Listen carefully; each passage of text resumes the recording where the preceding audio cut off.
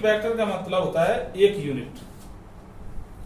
अब इसी A B vector को अगर हमने ये मान लिया तो शॉर्टकट में हम क्या लिखेंगे कि ए वेक्टर जो होगा इसका मतलब होगा मैग्नीट्यूड ऑफ ए और डायरेक्शन ऑफ ए। अगर हम खाली डायरेक्शन ही चाहते हैं, दिशा, देखो किसी कोई भी इंटरेस्ट ले गए, मिसाइल किस डायरेक्शन पे छोड़ा गया कि बहुत ज्यादा डिस्टेंस कवर किया, तो यहाँ पे इंटरेस्ट जगता है, साइंस वाली बात हो गई। तो डायरेक्शन के बारे में कोई भी जानना चाहता है तो डायरेक्शन, अब तो तुम मैथ के अकॉर्डिंग चल रहे हो तो जो इनटू में उठा के अपॉन में डाल दो, तो यहाँ से डायरेक्शन क्या मिलेगा, ए का डायरेक्शन मिलेगा ए वेक्टर अपॉन मैग्नीट्यूड ऑफ ए। ये सब ये वेक्टर बनाने का पहला तरीका है, और ये यूनिट वेक्टर में जो कन्वर्ट किया इतना ज्यादा यूज होगा बेहिसाब। यूनिट वेक्टर जब कभी भी बनाना होगा किसी वेक्टर को तो तुम्हें उस वेक्टर में से उसकी जान निकाल देनी है, लेंथ हटा देना है, खाली दिशा दिशा छोड़ देना है। तो लेंथ हटा देना, तो लेंथ ही तो है ये मैग्नीट्यूड। इसको तुमने डिवाइड करने का मतलब क्या हुआ, हटा लिया, दिशा छूट गया, निकल गया यूनिट वेक्टर। यहां से जो कुछ भी मिलेगा उसका मैग्नीट्यूड निकालोगे तो बनाएगा। यानी ये तो यूनिट वेक्टर है, ये है ना unit vector, A vector upon magnitude of A vector, इसका मैग्नीट्यूड अगर निकालोगे तो 1 आएगा। क्यों 1 आएगा, ये मैग्नीट्यूड ऊपर लगा दो ना, नीचे तो ये स्केलर क्वांटिटी है, इसमें क्या मैग्नीट्यूड लगाओगे। अब ये कट के 1 नहीं आ गया, तो यूनिट वेक्टर का मैग्नीट्यूड क्या होगा, 1। अब देखो थोड़ा सा आगे पढ़ते हैं, एक छोटा सा एग्जांपल लेते हैं। ये ध्यान रखना होगा जो जिसका कोई प्रूफ नहीं है, जो मान लिया गया है। सपोज करो ये एक्स एक्सिस है, ये वाई एक्सिस है, ये जेड एक्सिस है, तो ये माना गया है, इसका प्रूफ मत पूछना किसी से। एक्स एक्सिस का जो डायरेक्शन होता है इसको हम आई कैप से डिनोट करते हैं। डायरेक्शन मतलब कैप तो होगा भाई, स्पेशल यूनिक टोपी होगा उसके सिर पे।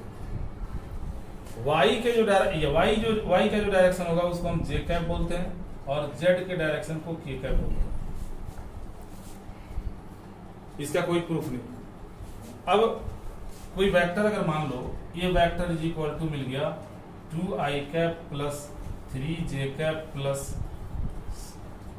6k कैप, ये वेक्टर मिल गया। अब तुम कहोगे ये कैसे बना, अरे ये भी हम आपको बताएंगे, एक एक पॉइंट बताएंगे। अभी वेक्टर में पहले आप बेसिक पढ़ोगे। आजकल ऑफलाइन जो बच्चे जुड़ रहे हैं उनको पता चल गया कि बेसिक अगर ध्यान नहीं दोगे तो आगे कितनी दिक्कत है, छोटी छोटी प्रॉब्लम है। इसलिए बेसिक बहुत इंपॉर्टेंट है। तो हम जो जो पॉइंट तुम्हें बता रहे हैं इसको ध्यान से सुनना बहुत जरूरी है, उसको याद रखोगे तो नहीं फंसोगे। आगे का टॉपिक बहुत आसान है, चाहे डॉट प्रोडक्ट हो, क्रॉस प्रोडक्ट हो, या 3D में स्ट्रेट लाइन हो या प्लेन, वहां सिंपल चीजें हैं। उनके जिन क्वेश्चंस में तुम फंसोगे ना, बेसिक की नॉलेज के कमी के चलते फंसोगे। तो मैं बताऊंगा कि ये कैसे बना, 2 क्या है, 3 क्या है, 6 क्या है, 2i को क्या बोलेंगे, 3j को क्या बोलेंगे, 6k को क्या बोलेंगे, सब कुछ बताएंगे। लेकिन पहले आप इसका मैग्नीट्यूड निकालना तो सीखो कि इसमें कितना जान है, इसकी लंबाई कितनी है। तो मैग्नीट्यूड जब भी निकालना होगा तो तुम क्या करोगे, i के कोफिशिएंट का स्क्वायर कर दोगे, j के कोफिशिएंट का स्क्वायर कर दोगे, और k के कोफिशिएंट का स्क्वायर कर दोगे। इसका भी लॉजिक है कि ऐसा क्यों, ये हम डिस्टेंस फार्मूला लगा रहे हैं। थोड़ा सा जब पढ़ोगे direction ratio, direction cosine, position vector, तो तुम्हें पता चलेगा कि ये तो हमने x2 माइनस x1 का square plus y2 minus y1 का square plus z2 minus z1 का स्क्वायर किया है। हमने इसमें नया कुछ नहीं किया है। डिस्टेंस फार्मूला, नाम पड़ गया मैग्नीट्यूड। सीखेंगे, धीरे धीरे सीखेंगे।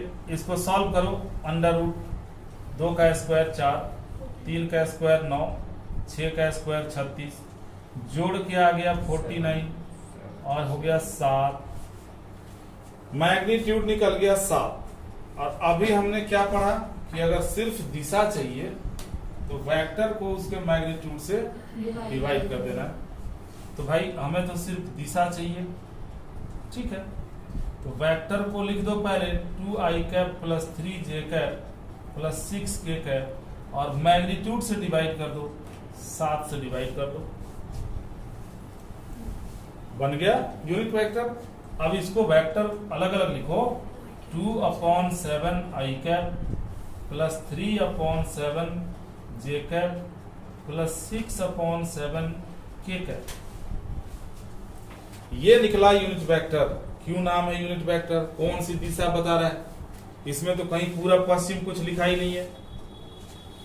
तो जब डायरेक्शन कोसाइन पढ़ोगे तो हम पढ़ाएंगे कि ये जो देख रहे हो ना, ये 2/7 ये कॉस अल्फा है और ये कॉस बीटा है, ये और कॉस गामा है। अब कॉस अल्फा क्या है? तो इस वेक्टर का एक्स एक्सिस के साथ जो एंगल बनेगा वो कॉस बीटा है, कॉस अल्फा है। तो अल्फा इससे निकल जाएगा, कॉस इनवर्स 2/7, बीटा इससे, गामा इससे। ये दिशा ही बता रहा है, ये डायरेक्शन बता रहा है, डायरेक्शन। इसलिए हम इसको डायरेक्शन भी बोलते हैं, यूनिक और यूनिट वेक्टर भी बोलते हैं, या डायरेक्शन ऑफ वेक्टर बोलते हैं, डायरेक्शन ऑफ वेक्टर बोलते हैं, या जल्दीबाजी में अगर ए बी कैप बोल दो तो भी गलत नहीं है। कैप बोलने का मतलब ही हो गया यूनिट वेक्टर। और इसमें ये जो ए जिस पॉइंट से तुम जाना शुरू किए थे, इस पॉइंट को हम बोलते हैं इनिशियल पॉइंट।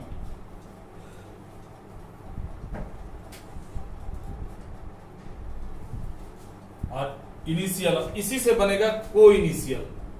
अब यही से कोई और वेक्टर निकल जाए, 2-3 वेक्टर निकल जाए, तो सारे को इनिशियल वेक्टर्स हो जाएंगे और ये हो जाएगा उनका को इनिशियल पॉइंट।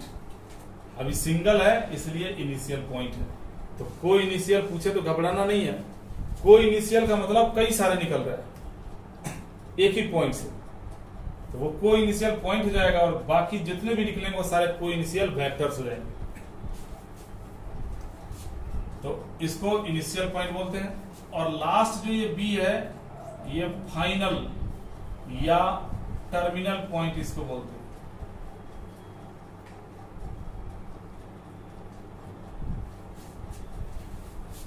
फाइनल पॉइंट मतलब तुम यहां से चले, अपनी ससुराल पहुंच गए, अब तुम्हें रुकना है, डिसाइड कर लिया कि तुम्हें रुकना है, आगे नहीं जाना कहीं, तो फाइनल पॉइंट हो गया, फाइनल डेस्टिनेशन मिल गया।